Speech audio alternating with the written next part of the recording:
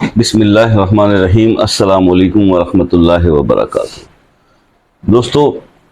9 ذی الحج یوم عرفہ کا خاص وظیفہ سارا سال خوشحالی اور کامیابی کے لیے، یہ وظیفہ آج آپ سے ڈسکس کرنے جا رہا ہوں۔ اس سے پہلے چند باتیں ذی الحج کے ان 10 دنوں کی اہمیت کے حوالے سے میں آپ سے ضرور عرض کرنا چاہوں گا۔ اللہ کے قریب یہ 10 دن جو ہیں ذی الحج کے، یہ بہت مقبول، مقرب اور بڑے پیارے دن ہیں۔ اس دن میں جو اس دن کی عبادات ہیں، ان کی جو عبادات ہیں وہ درجات میں بہت زیادہ اس کے وہ ہے۔ اس میں زیادہ کثرت سے ذکر الہی کریں، اللہ کا ذکر کریں، خصوصی عبادات کا اہتمام کریں،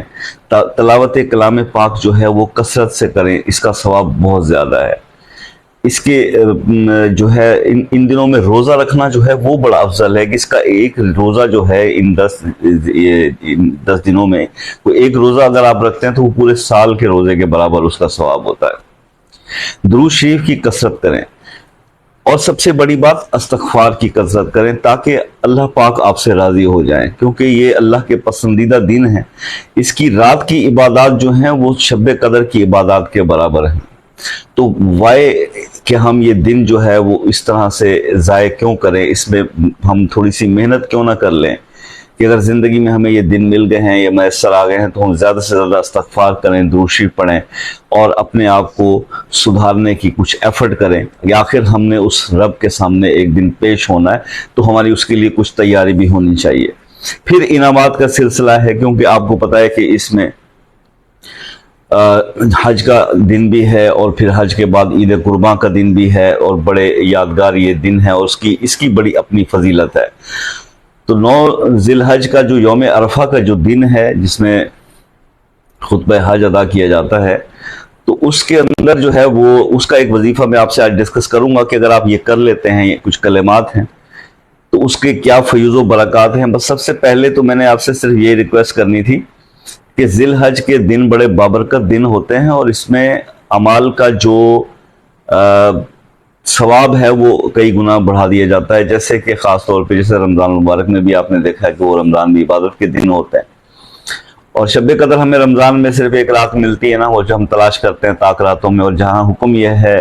حدیث نبی صلی اللہ علیہ وسلم کے مطابق کہ اس کی 10 ذی الحج کے یہ دو یکم ذی الحج سے 10 ذی الحج کی جو دن ہے، یہ 10 دن جو ہے ذی الحج کے، اس کی راتوں کی ہر رات کی عبادت جو ہے وہ اس کا درجہ یا اس کا ثواب جو ہے وہ شب قدر کے برابر ہے۔ تو وائی شوڈ وی مس، ہمیں اس کو مس نہیں کرنا چاہیے، ہمیں اس کو بہت قدر و منزلت سے دیکھنا چاہیے، اور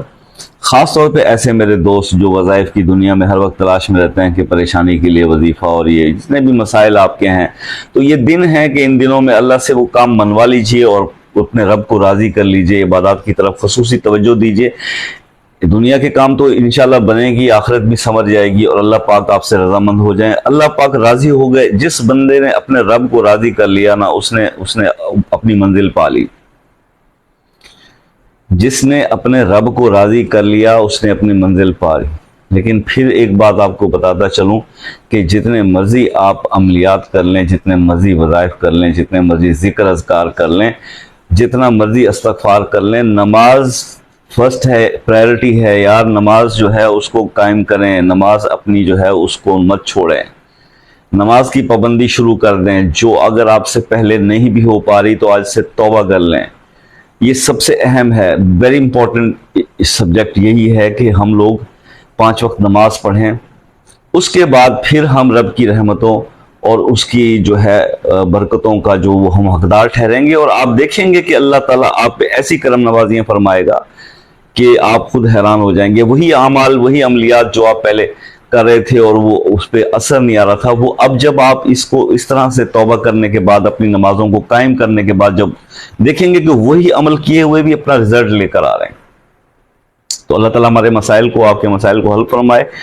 میرا مقصد تھا آپ کو گائیڈ کرنا کہ یہ 10 دن جو ہیں بڑے خاص دن ہیں، ان کو فضول کاموں میں ضائع نہ کریں، اور اس پہ جتنا ہو سکے عبادت کی طرف توجہ اور دھیان دیں، اپنا بہت زیادہ دھیان دیں۔ اب 9 ذی الحج جو یوم عرفہ کا جو دن ہے، اس کا وظیفہ کچھ حضرت عبدالعزیز پرہاروی جو ہے رحمۃ اللہ علیہ فرماتے ہیں کہ اس دن کو خاص طور پہ اتنی قدر و منزلت والا یہ دن ہے کہ اگر آپ اس میں یہ جو کلمات بتائے ہیں انہوں نے وہ میں آپ کو بتاتا ہوں، یہ اسکرین پر بلکہ آپ کو شو ہو جائیں گے، آپ دیکھ لیجئے، ان کو یاد کر لیجئے کہ یہ کلمات جس نے بھی اس دن میں یہ ادا کیے وہ مخلوق خلق کے اندر انتہائی معزز ہوا اور اس نے عزت پائی۔ سب سے پہلا اس کا بینیفٹ، یعنی اگر آپ یہ عمل کر لیتے ہیں تو آپ عزیز الخلائق ہو جائیں گے۔ خلائق میں مراد صرف اللہ کی مخلوق انسان ہی نہیں ہے، بے شمار مخلوقات ہیں، تو اس میں آپ کی قدر و منزلت بڑھتی ہے۔ دوسرا نمبر پہ یہ کہ کامیابی اور کامرانی اس بندے کے قدم چومتی ہے پورا سال جو یہ کلمات یوم عرفہ کے دن، پہلے تو اس کا ایک سب سے بڑا سٹیپ یہ ہے کہ 9 عرفہ کو وہ روزہ رکھے، روزہ رکھنے کے بعد غسل وغیرہ کر کے پاک صاف خوشبو لگا کے تو پھر وہ یہ ایک ہی مجلس میں تنہائی میں بیٹھ کر یہ کلمات جو ہے ان کو 1411 بار، یہ کلمات جو ہے وہ 1411 بار وہ پڑھ لے، کیونکہ حضرت فرماتے ہیں کہ ان کلمات کے اندر اسم اعظم پوشیدہ ہے، ان کا اپنا تجربہ ہے، اللہ کے ولی ہیں تو اللہ کے ولی جو ہے وہ کوئی بات بے مقصد تو نہیں کرتے، تو اس کے پڑھنے کے بعد جو ہے وہ ایک تو یہ ویسے حج کے خطبے کا دن اگر آپ یہ تسبیح بھی کر رہے ہیں اور آپ روزہ بھی آپ نے رکھا ہوا ہے اور آپ نے اپنے توبہ بھی کر چکے ہیں آپ، اور اللہ کے مطلب ہے ہر چیز آپ نے پرومس کر لیا کہ اللہ اب جو آگے کی زندگی مجھے جو بھی ملے گی وہ میں آپ کے حکم کے مطابق، اسلام کے اصولوں کے مطابق گزاروں گا، تو دن کیا ہوگا؟ آپ نے 1411 بار یہ الفاظ پڑھ لیے، یہ کلمات پڑھ لیے، اب اس کے بعد آپ کا عمل تو ختم ہوا، ٹھیک ہو گیا، اب اس کے بعد آپ اس کے فیوز و برکات دیکھیں گے۔ اگر اس کے بعد پھر آپ کو ڈیلی نہیں پڑھنا، صرف ایک دن کا یہ پروسیس ہے، ایک ہی دن آپ نے 9 ذی الحج کو یہ وظیفہ، یہ عمل، یہ کلمات جو ہے وہ پڑھ لینے 1411 بار، اس کے بعد آپ نے اس کو دوبارہ نہیں پڑھنا، بس یہ ونس ہے، اس کو پڑھنے کے بعد آپ کا یہ عمل ختم۔ اب اس کے جو ثمرات ہیں وہ پورا سال آپ کو ملتے رہیں گے، نہ صرف یہ کہ آپ جس کام میں ہاتھ ڈالیں گے اس میں آپ کو کامیابی، کامرانی اور نصرت عطا ہوگی، بلکہ آپ کو فکر و فاقہ، معاش کے مسئلے، یہ پورا سال پھر آپ کو نہیں رہنے،